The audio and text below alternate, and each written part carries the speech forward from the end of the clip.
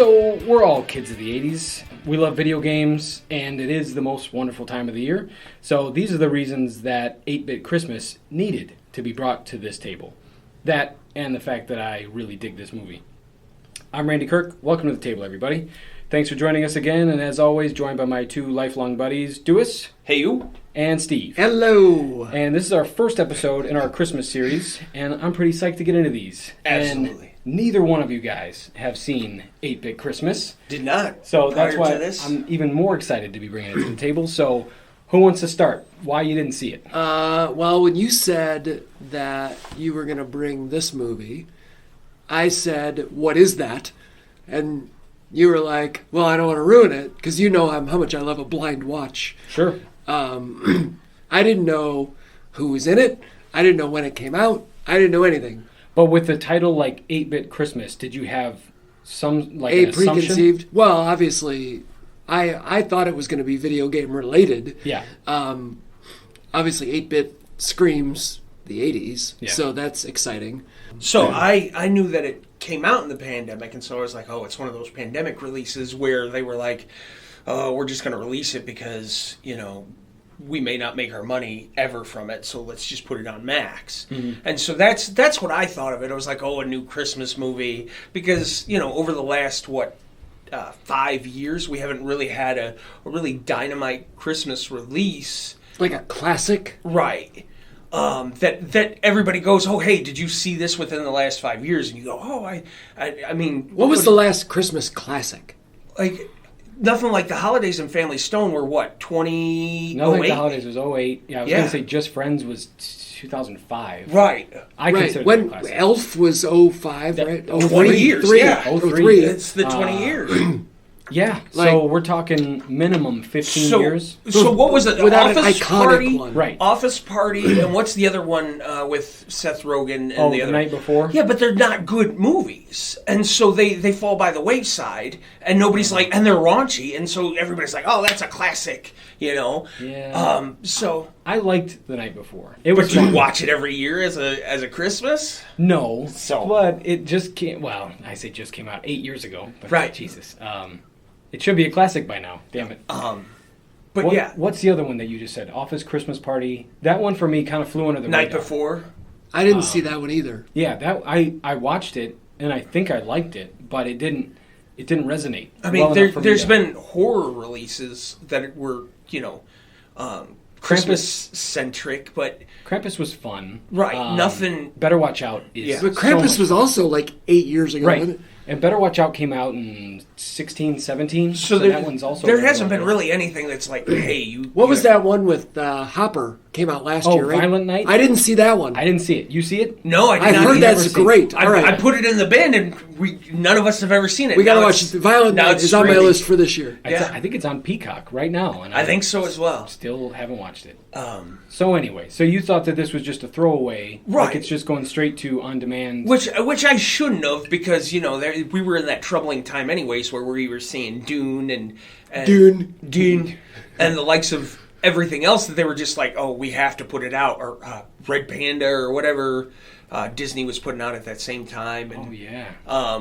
And so, you know, I was just thinking it was one of those situations where it was like, oh, you know, this is technically a Christmas movie and we don't really have any faith in it because we can't put it out there. And, like, honestly, it got put out at the right time, because I think if they held on to it for 3 years, it just wouldn't... You might be right on that. Yeah. It just wouldn't go. But I think... I mean, I'm not going to bury any leads here. I think it holds up. I think this could be an every year. I don't even say holds up, because it just came out. Well, 3 years ago. Yeah. Wasn't it 21? 21, I think. It was 21. So 2 years, sorry. Right. Yeah, but still. But yeah, I did know about it before it was released. I knew what it was about. I knew who was in it, and I was excited about it. I was looking forward to it. And Mace, my son, he is a video gamer. Right. So and he has toyed around with the Nintendo a little bit. He's a new gamer, but he's toyed around with the Nintendo a little bit. So he was even into it. So it was kind of fun. Like, hey, Mace and I, Tiff, we're going to watch this and have fun. So I, like you, went in it clean run. I didn't watch the trailer. I didn't watch anything. I didn't take a look at it to see who was in it until I said, hey, Rach, I got to watch this for the podcast. I said, do you want to watch this with me? She goes, I have no idea what that's about. And I said, okay, I'll play the trailer. And I did this, and I heard... You covered your eyes? Yeah, I heard NPH and Steve Zahn, and I was like, okay, I'm going to like this fucking movie. Yeah. Well, both of those characters... I'm going to crack this bad boy open first, though. I'll go with you, I guess, Yeah. A little holiday cheer. Little holiday hams. Uh-huh. Both of those actors, it's hard not to like them. Right. I think Steve Zahn is very underrated. Well, I've been saying that for years. Same. Yeah. Because, dude, that thing you do. Yeah. I mean, I think I think that was the first thing I ever My saw him in. favorite joke from that is, "Oh, I'm not here with these guys. I'm over at God. the pig. I'm over at the pig competition. I got perfect. the blue ribbon." But he did that, and then 2 or 3 years later, he did Riding in Cars with Boys. Yeah. One of which my I was favorites. Like, what the fuck? Like, Yeah. this funny guy can act like that? Yeah. So he blew me away. One of my favorite shitty movies of his is Sahara with Matthew McConaughey. Oh, man. I did It's not so see bad, that. but he's a fucking riot in it. Where he tried his hand at Action Hero. Oh and yeah, it it's so didn't really good work though. out. Yeah. It's so good. Like, it's a shit movie, but it's like everybody's in that one. You get some Bill Macy. Of course, Steve Zahn was on The White Lotus, Yeah. famously, with his He was great in testicles. that. Yeah, he was Yeah. great in that show. Not his real testicles, from what I understand. Also, We went straight into acting. I'm sorry, that's my No, fault. hey, let's do it. Yeah, but I guess if we're talking about acting in those two guys right now, Neil Patrick Harris, I think in this anyway, he overacted. Like he kind of came on strong. Like when it almost seemed like he was kind of talking down to his daughter. Okay. Like when he was telling the story, like it just he laid it on pretty thick. I think for me, it's very hit or miss with NPH, and I think this was more endearing to me in this one than in anything that he's been in the past. Yeah, and I'm not gonna lie to you. I watched this movie, Rand, and I was like, I know exactly why Randy likes this movie. This is a new age Christmas story. That's what this movie is. That's actually my first note. It's an updated version. Like this is fresh out of the box, a new 2021 Christmas story for the next generation to absolutely fall in love with. And I completely agree with. I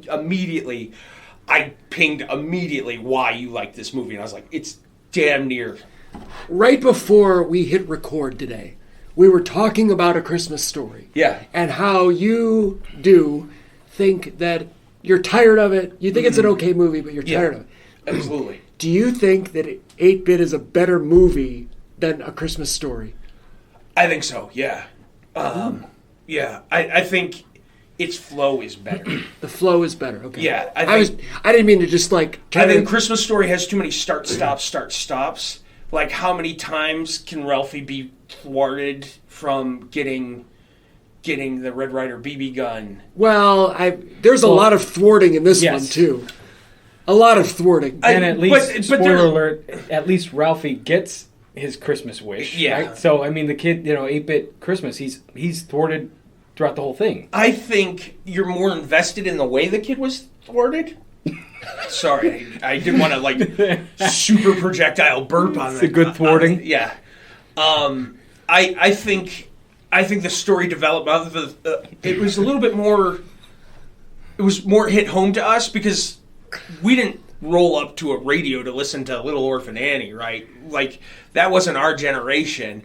When it's something like this, like I was a Cub Scout. I know what it's like to schlep popcorn from house to house. I also sold my cards Right. for extra cash. I was never a Boy Scout, but I sold a lot of shit. Right, Yeah. for School fundraising. fundraising, Yeah.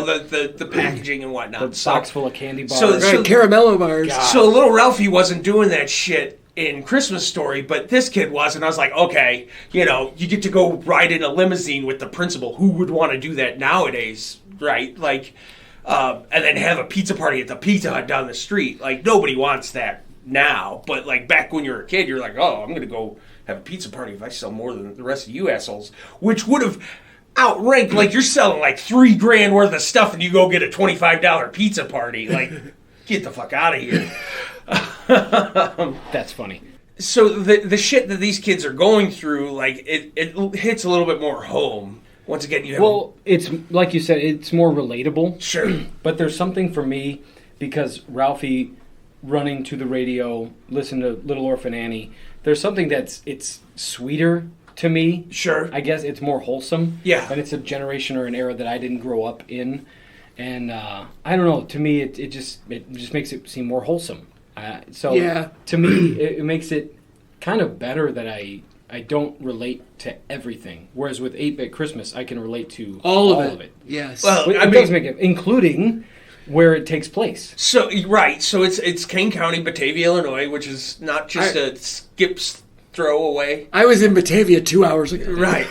But Rachel, we were watching it, and my wife goes, Steve Zahn's yelling at the drivers going up 90. He's going, oh, of course, because that guy's from Wisconsin. Yeah. Exact line I have said previously in the past. Same. You know what's so funny is the people in Wisconsin say that about us. Well, or absolutely. Minnesota, behind a Minnesota asshole, it's over with. You know, like... The Wisconsin drivers are actually really nice. They're just going slow because they don't know where they're going. Right. We're actually assholes around here. Right. Yes, 100%. Anytime I go to the city and I see somebody going like this, I'm like, oh, fucking tourist, you know? Like, so I'm the asshole in this situation, but, you know.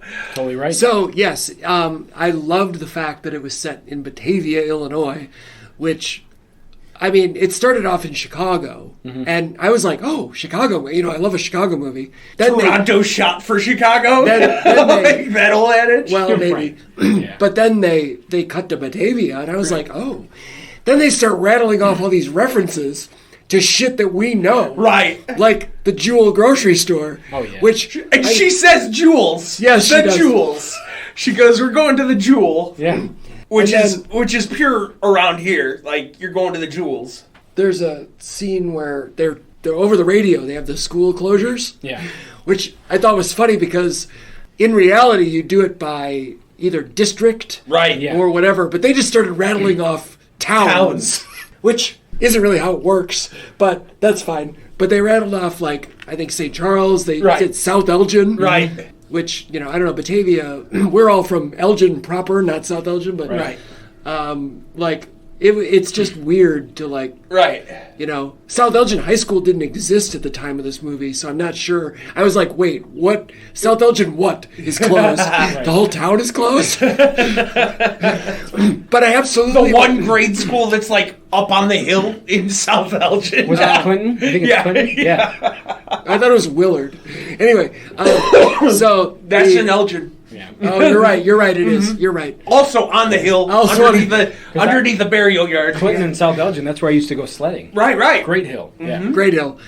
We were at the Willard. Willard. Yeah. There you go. And if you slummed it, you went to Illinois Park. Over That was the best Over one. by Wing. That was Yeah. the Illinois Park was the best. So I do very much relate to listening to the radio to figure out what school was closed and Yeah. hoping for a snow day. Well, and all the little things that they did throughout, at least, you know, for me, I was born late 85, so I didn't get all the 80s isms. You know, I lived through them, but I wasn't old enough to catch all of them. But all of them seemed pretty accurate to me. Did you guys notice any that seemed that it might not be completely accurate? I mean, nothing that's not like getting nitpicky because you can't really show much of things without paying a licensing fee. Like the game that they were playing, Oh, right. that was made for the movie. They reference, but they don't actually say like Super Mario Brothers, Right. or Donkey Kong or anything like that. They can say the Nintendo machine, but that's about it. And I do apologize. This audio version, I am currently under the weather, so you're Yeah. going to hear me a little bit more gravelly because I'm trying not to cough my head off. Also, we have a guest, Tom Waits. Is Yeah. that how- Slow down. I also did not notice anything out of the ordinary. Yeah, I mean, everything that they threw out there. But the screenwriter, Kevin Jakubowski, saying that right? He is from Batavia. So I did a little bit of research. I'm like, he's inside. Like, this guy knows. So I thought that was fun. That brings authenticity, Yeah. for sure. And Well- it's also based on a book, and he wrote the book. Oh, that's cute. The director, Mike Dowse, he's known for, he did Take Me Home Tonight with Topher Grace and Chris I Pratt. love He that loves movie. that. Right, so he's a fun flick. He's that go-to guy for that, like, he also did Stuber, he did that Wait, was that with Batista? Batista and Yeah. Kamal Nanjiani. That was a cute movie. Future Man with PETA from Hunger Games, and then What If, the one with Daniel Radcliffe and Adam Driver. It was an old one. Nobody saw it. I don't know. And then Goon with Sean I still want to see Goon, man. Not Go On, the one that we absolutely love, R.I.P. Matthew, but Oh, right. but actual Goon, and then Actual Goon. yeah, No space. no space. That's one of the best SNL jokes. Go on, Goon. Yeah, Goon. I guess if we're talking inaccuracies, I did want to make one point that when he does go to his mom's, or they go to his mom's house, and they go to play the Nintendo for the very first time, he just puts the game in, and it automatically starts up. Well, he blew on it. He blew on it. He talked about blowing on it. It was so easy for him to get that game going, which I call bullshit on. Well, Yeah. I don't know. I love the fact that he blew on it, and I don't know. It was like, that's just how it works. Yes, it is how it works. And I love that that's how he explained it to her. I don't know, you just do it. Yeah. Well, them hyping the Power Glove, and then and then they're like, "Well, little did we know that thing worked like shit," and we're like, "Yep, I remember All right, that." so did you have a Power Glove, is the question. No, absolutely not. Because Rand? I had a Game Genie. I never had a Power Glove. I had a Game Genie as well.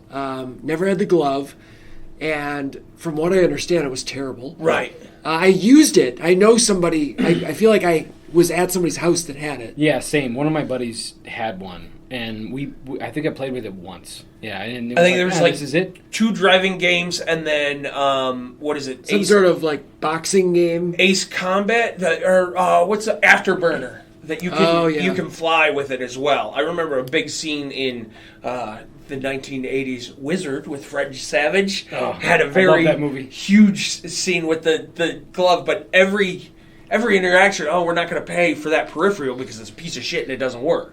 You know, it's the same thing like a Virtual Boy. You know who liked the Power Glove was Freddy Krueger.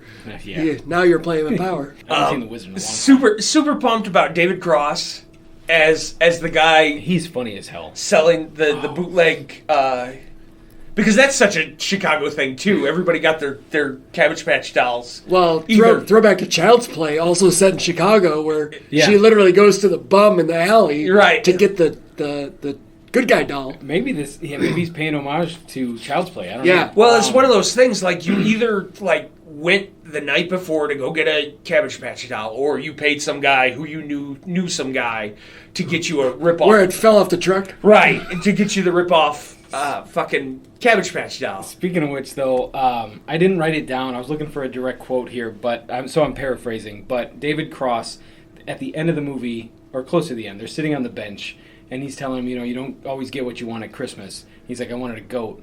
And the little boy asks him, did you get your goat? And he's like, no, who gets a goat It was for a donkey. Christmas? It was a Or donkey. Yeah, it was a who donkey. gets a Who gets a donkey for Christmas? Yeah. Say, paraphrasing. Yeah. But I just thought that was hilarious. Like, Yeah. no, who gets a donkey for Christmas? That was us. David Cross is great. I think the mom, June Raphael, also underrated. She's been a bit part in a lot of things as well. Yeah. Mainly TV stuff. She's married to that weird looking dude in like everything. He was in a lot of the state stuff.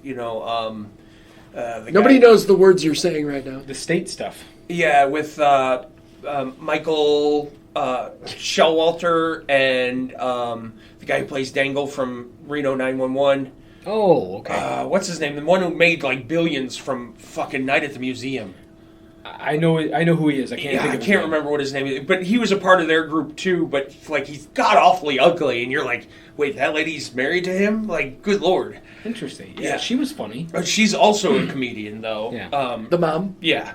I mean, there were a lot of like bits that they kind of kept going back to in Were this. there 8 of them? Right, bits. But where Steve Zahn, he went to go grab a cookie, you know, and multiple times throughout. No, that's for so and so. Which it's how it was back in the day. Cookie baking is not as much of a thing of the holidays as it used to be. Yeah. But it's an event, or it used to be an event, and that's For exactly some people, how it still is. Your mother included. My mother, nobody does that. To my knowledge, nobody does Christmas cookies like my mother does. Well, right, and she's got an makes, individual like- tin for everybody. Yeah, like 800 different types, whereas my family was like one kind and fuck you if you want it. Like, But seriously, it would Yeah. be Grandma's tin, Uncle, Keith's tin, and Yeah. so and so's tin, and no, don't touch those. That's Yeah. for so. And I thought that was a really great addition. absolutely. I very, very close parables through Steve Zahn and the Old Man. A lot of the life tips and like, this is how we're working together. It was very sweet. There was a lot of really good like heart moments that you knew it was hitting. You know, Well, you kind of knew throughout the whole movie that he's not a dick. Right. You know, he's being the hard on you dad. Right. Like, go pick up the poop. Go, stain this wood. But you always know that he's just not being a prick about it. Right. He's kind of dumb, but I don't know. It's very like blue collar. It's not very Batavia, unfortunately, but it was so like heartwarming, right? Just in general, and the Blackhawks Cup, Blackhawks Cup was good, and listening to the game, the Denny Savard and all that. I completely forgot one of the main plot points to this movie that we absolutely have to discuss because I actually own one of these, the Billy fucking Ripken fuckface card. That's correct. So that's what the card says is fuckface, everybody, by the way. On the bottom of Billy Ripken's bat, as a joke supposedly, somebody wrote fuckface. I thought he did it. He did.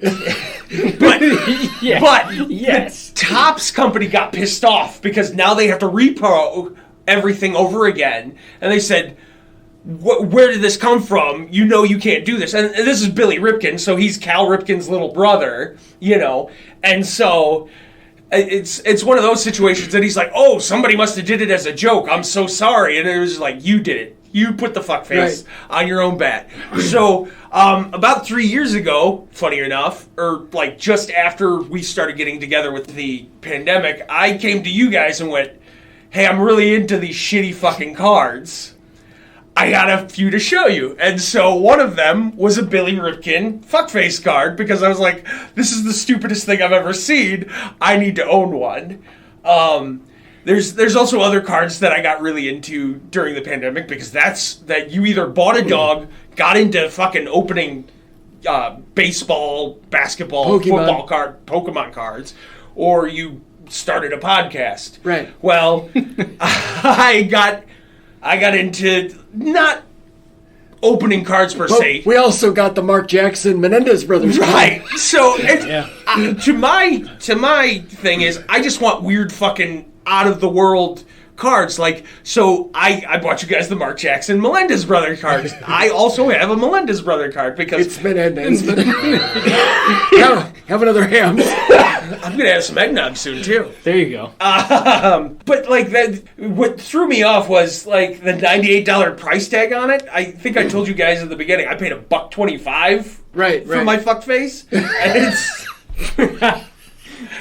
it's the 1989 Topps that they got as well. So I don't know where she got this $98. Maybe back then it was. Yeah. I don't know. Who knows?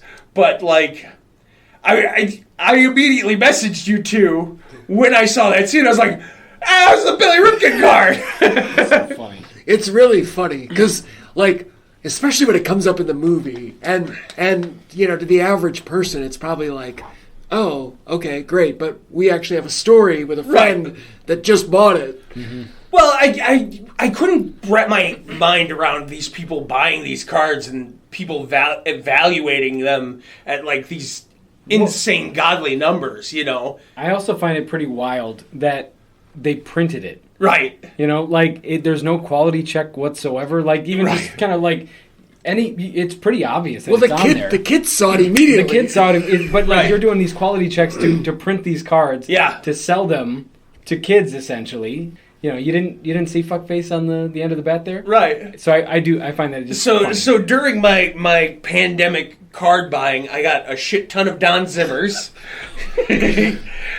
because Don Zimmer as a Cub GM might be one of the funniest fucking GMs in the history of like baseball GMs because that son of a bitch took a couple of tumbles like nobody else. Like there's one where Pedro Martinez takes a swing at him, and mind you, Don Zimmer was like 70 at the time, and Pudge Martinez is like in his prime. I recall Jimmy Fallon making a joke about that on Saturday Night Live like minutes after it happened. Yeah, and poor Zim takes a header.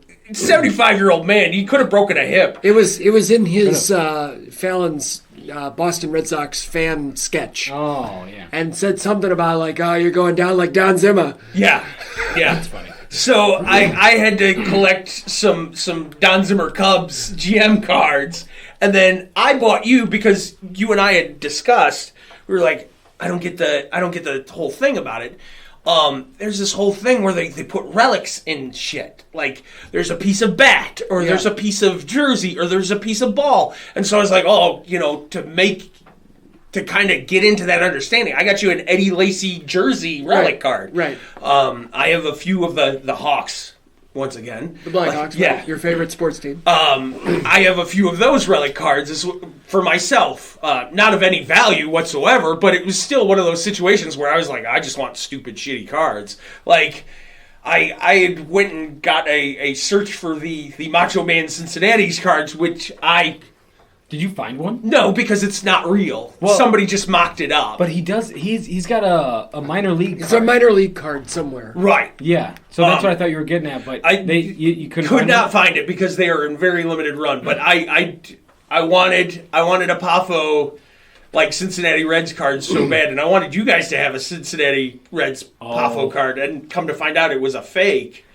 No, he's got a minor league. Search continues. Yeah. So Macho Man Randy Savage was a minor league baseball, and like I think he played 5 at the Reds, 5 games or something of like that. Yeah, not many. Before he was a professional wrestler, and I was like, "This is stupid. Yeah, we need this as a fucking playing card." But like that whole scene, like that made this movie so much more for me. Yeah. Well, the Cub Scouts thing that you were talking about, that really resonated to me because I was in the Cub Scouts for a little bit. I gave it up because I hated it.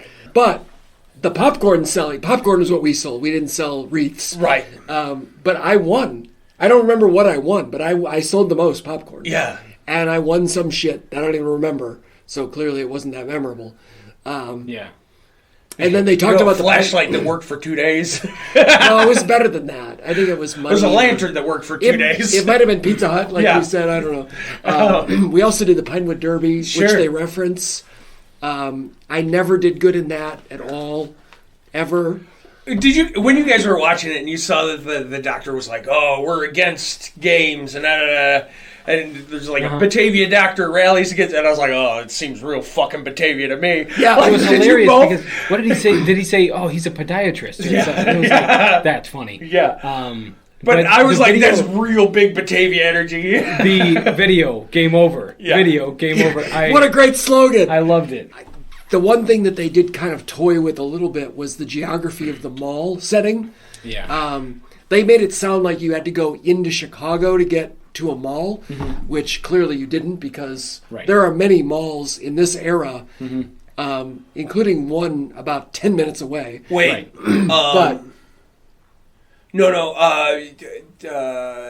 Woodfield and Charleston weren't built until 95. Is that for real? I think so. Well, no, Woodfield's been around. Oh, has it? Yeah, because Kiss was there in 74. Okay. Doing the Kiss concert. Okay, so maybe it was Woodfield that they went to. Right. But they played it off as in Chicago. But what about Spring Hill then? Spring Hill was 78. Yeah. 78? Okay. Mm-hmm. So much closer malls than Chicago. Yeah, nobody's taking 90 to get to Spring Hill. No. From Batavia. No. It seemed like they had to go downtown to get to the mall. Which, and there was the Marshall Fields. Everything was a great reference. But all the mall stores. It wasn't Water Tower either because Water Tower really wasn't like that back in the day. It was, so... I clearly remember going to FAO Schwartz, which now I think isn't the reserve in the FAO Schwartz building? No, it's across the street from where the FAO Schwartz was. Was FAO Schwartz near the Disney store there? Yes. Yeah. On Mag Mile? Yeah. Yeah. The Virgin Megastore as well. Oh, I remember, dude. Yeah. That was bumping back in the day. Uh-huh. Anybody wanted a CD for $45, go to Virgin. They were $20 always. CD was $20. What a commitment when you're 18 or 16 or 14. Yeah.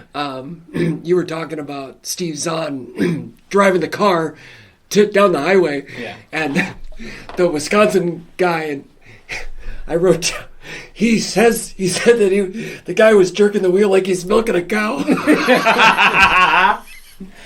Which really made me laugh.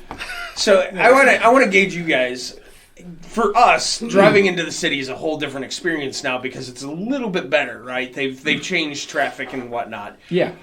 They've widened it and such. Right. Yeah. I have no problems driving up 90 to go into the city. My father will absolutely refuse to drive into the city. Really? Yeah. So I was wondering if that was something in your, because Steve Zahn has a problem driving into the city. Did your guys' dads ever voice an opinion about driving into the city like that? No, but we didn't do it often. Yeah. It was maybe a 2-time a year kind of situation. 2 times a year? Yeah. Yeah, when I was young, I think he didn't even drive us to the airport. I think we took something to the airport. My dad refused to go into the city driving. Because all the events we really went to were at the Rosemont Horizon. Sure. We didn't go because the United Center didn't open until '94. Yeah. I know there's the Chicago Stadium, but I didn't go to anything there.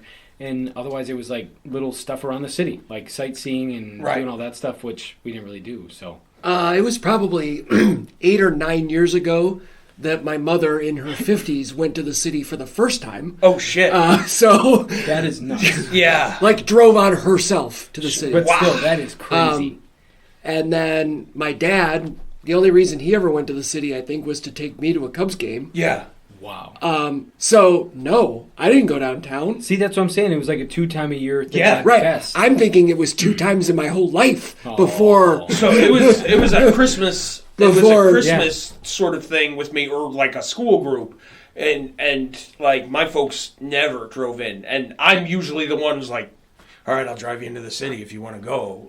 Yeah, I was driving for maybe 3 or 4 months before I drove to the city for the very first time. Right. It's shit, there's concerts all over Chicago. I gotta go down there, yeah. I mean, I many a time in the back of my big ass van through the party bus. Yeah. Through Lower Wacker. That van was epic.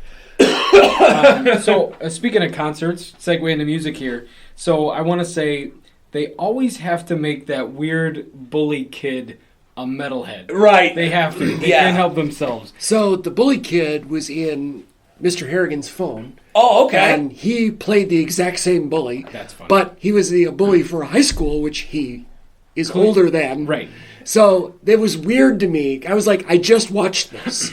I literally just watched this kid be a bully in his giant fucking mouth. This poor kid got hoodwinked for the rest of his life. You look like this, you're going to be it forever now. Yeah. Right. The poor guy. He's good, but he's going to be typecast forever. But we'll give him 15 years, and then his career he'll be the drunk guy at the bar. Right. Or something. And then he'll be typecast as that I don't know guy. if it's going to be 15. It might be 5. Might be 5. He's got a guest spot on The Bear next season. Can't wait to see him. Yeah. But also, he was wearing an Accurate era Pantera shirt. Yes, I did. I did notice that. Yes. Not only do I love the Pantera love, but the fact that it was Accurate was great. I really need to get into hairband Pantera. Ooh, they're fun.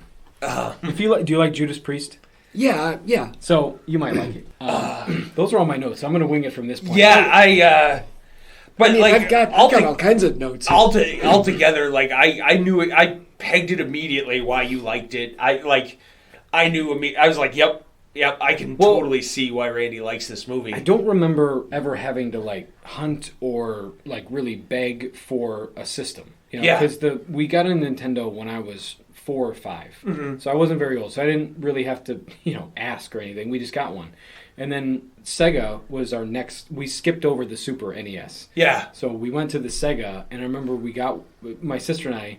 Fun fact: we share a birthday, so we shared systems. So we collectively got a Sega for our birthday, or I think it was our birthday, not Christmas.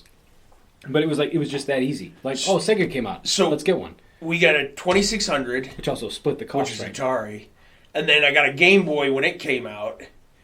And then I didn't get a regular Nintendo, and I didn't get a Sega. We got the SNES, and that was a year. You got all the ones that we didn't get, right? Because I was on your trajectory. I got the NES, and then the Sega, and then a PlayStation 1. Oh, see, I got the.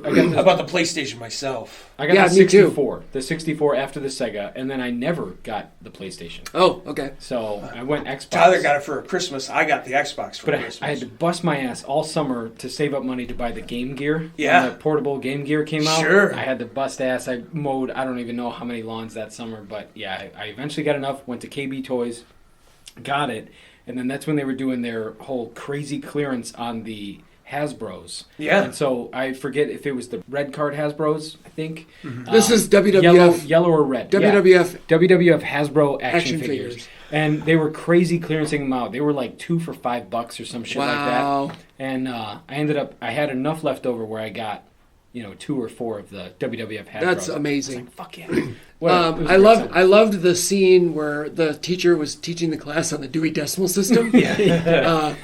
Because, I don't know, Randy, I think you're in the millennial group. Like, I think by the time you started going to grade school, there was internet. Yeah. And, that wasn't the case for me. I had to, do it the hard way. I was in high school. I was a library page, so I had to learn the decimal system. But we had one computer in my whole elementary school. Okay, there was one computer. Yeah, so I was never on it. Got it. But either way, she talked about in the lesson about how you're gonna want to learn this because you're never gonna be able to look it up if you don't know it. Your fuckface card scene happened at the roller rink. Yep. Nobody loves a roller rink like me. That's true. That's very true. We literally went roller skating for my birthday last year. Saw one of your bands play at a roller rink in McHenry. It was lots of fun or some damn shit. It had a clown on the outside. Yes, yeah, it was just for Run Roller Rink. That's in like you said, McHenry. It's gone now. Yeah, it burned down. It burned down. Who burns down the roller rink? Yes, you did. And with that big ass blue tarp. Right. Man, it didn't feel safe. That was wild. I love the Olsen kid, the nerdy. Oh my god! Hit the puking SpaghettiOs. That is, I loved it. The fact that he was allergic to only SpaghettiOs. Yes. Why? Everything about that character was fantastic. Yeah. I loved him. I loved almost all of the characters of the kids. Yeah. Yeah. But the rich kid who only lets 10 people in at a time. I love that. The fact that the dog almost died. Yeah. What? And that's really kind of how it was. You went to your friend's house, right? And there was this epic get together, right? And if some shit went down, you ran out of the house, right? That place was on fire, the roller rink, right? And, I didn't fucking do it. I'm out of here. Yes, right. That was accurate. Yeah. The last thing you're gonna do is, I'm not paying for shit around here. So it is kind of funny that we liken it to A Christmas Story because I wonder. I guess A Christmas Story is 30 years removed from the 50s. Yeah. And then this is almost 35 to 40 years removed. Well, you're right. Yeah, 88. And we can absolutely relate to this. Yeah. So that's exactly how people were feeling about A Christmas Story back in the day. Yeah, yeah. And to me, I mean, I don't want to close. We don't have to close out. I don't know if anybody's got any other notes. No, I'm pretty good. Well, I just was going to talk about the storytelling of the different build-ups and then the letdowns. So yeah. I don't remember what you called it earlier when we were talking about Christmas Story, but he actually has his hands on it, and then the bus runs over it. Yeah. So I'm sitting there and I'm heartbroken for this kid. So that I did take. This was my second time seeing it. I took a little bit issue with that because he just let it go as he slid. Yeah. You know? And I'm thinking, if he just paid $200, he's not going to let it go. That's precious cargo. No. And I just feel like he would have had a better hold on it. Right. It didn't feel right to me. But, I mean, obviously you had to keep the story going. Yeah. But I thought that's great storytelling. Sure. And then they do the twist with the light bright, which is, also perfect. Yeah. Yeah.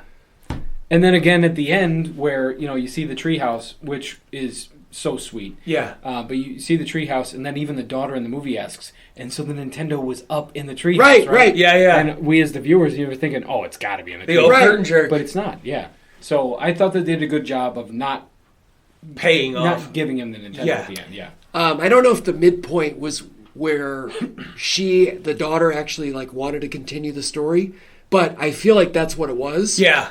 That sounds right, yeah. Because I was in, because Patrick Harris even says, oh, don't you want to text your friend or something? Yeah. And she's like, no, tell me the rest of the story. And I was like, I love this movie. Yeah. So just finishing out that thought about, us and the generational gap, I think it's perfect. And I hope that the movie holds up 30 years later. Yeah. Or 40 years later, like Christmas Story. I hope that it does. Well, Or, we like- haven't seen it on broadcast television yet, where they're going to play it 20,000 times. I think it was on TNT last year. Oh, okay. I think you're think- right. They played it like once But or twice. Once or twice. Not Yeah. like A Christmas Story. Yeah. Or Elf. But, So- like, I do. I hope it starts showing up a lot more, because I think this thing, like I said, I'm big. I was huge over it, and I was like, I get it. I get everything about why Randy likes this. I get why I like this. So my rating, I give it an 8. Fuck yeah. So I'm really happy because I was going to bring originally Jingle All the Way, which, maybe... Uncle Dew's never seen. Yeah. And I don't think I'd have had as much of a response to it as I did this one. All right, so clockwise, you give it an 8. Any 8. other thoughts? This I'll probably play every year. Like this Every year. I like it. Yeah, this'll be a Christmas rotation. Same. Like John Denver and the Muppets and 8-Bit Christmas. That's a statement. Steve? I mean, it was super fun. It was nostalgia driven. It was everything I love. I got emotional at the end, which I cry all the time. Who the fuck's surprised about that? I probably would have given it a 7 if it wasn't set in Chicago. The Chicago connection, the Batavia in particular, the closer it gets to home, the more I love it. So it probably would have been a 7 if it was set in, Cleveland. Yeah. But the Chicago factor, I also gave it an 8. Oh yeah. Man, this is wild because I just say it. I gave it an 8. Yeah. Wow. So, yeah. That's, 8's across the board. Yeah, that's the Put it in. second time that we've had a The exact three-way tie. same score. Yeah. Yes. Which Dr. Sleep was the other time that we all had the exact same. Right. Yeah, because I actually changed it as I was watching it, and I gave it a 7.5, and then after I finished it, it was like 10 minutes to the end of the movie, and I'm like, all right, I'm going to rate it, Yeah. and then I finished it out, and I'm like, I'm going up a half. So, Yeah. yeah, Yeah, so we're all the way 8s. That's fantastic. I really enjoyed it. I will Yeah. watch it again. It won't be next year, but Yeah. I'll watch it again. yeah. I'm sure it'll make its way into the rotation again. I don't know if it'll be every year, Sure. but it's going to be close. I it's gonna be guarantee one you where I'll try to get it in. Mace is gonna want to like hit some nostalgia and be like, "Hey, Dad, you want to watch this 8-Bit Christmas?" And you'll be like, "Yes, absolutely." Oh, he digs I'm it. very interested to see what the version is when 30 years from now, when he's reminiscing about today. Going to be a very Fortnite Christmas. Something. Twitch me under the mistletoe. Love that game. Oh, shit. All right. All right. Well, hey, thanks everybody. And so, one of you guys tell them where they can find us. So we are on the Facey Space. Check us out. To the Table Podcast. That's our name of our podcast, right? Yeah. I'm hitting the holiday cheer real hard here. Not to be confused with the 300 food podcasts that Right. are called To the Table. To the Table Podcast. We're also on X, but I know it as Twitter. Yeah, well, most people do. It's It's going down oh, like CT on a Saturday. fantastic. There's nothing more that I love to see big companies crash and burn. There's something cathartic about it. Okay, we're also on YouTube. Go like us, and then we're on everywhere you listen to your podcast: Spotify, Apple Music, Find the link tree, click your favorite Podbean. on the YouTube. Click, tell us your favorite. And then next week, Uncle Dew is going to be bringing something to the table. Yeah, A very interesting choice. Beyond Tomorrow from 1940, of course, because that's what I do. That's true. So, thank you, everybody, for joining us in our first Christmas holiday spectacular. I think I'll have a Tom and Jerry after this. That's for next week. Thank you guys, and happy holidays. Happy ya. holidays.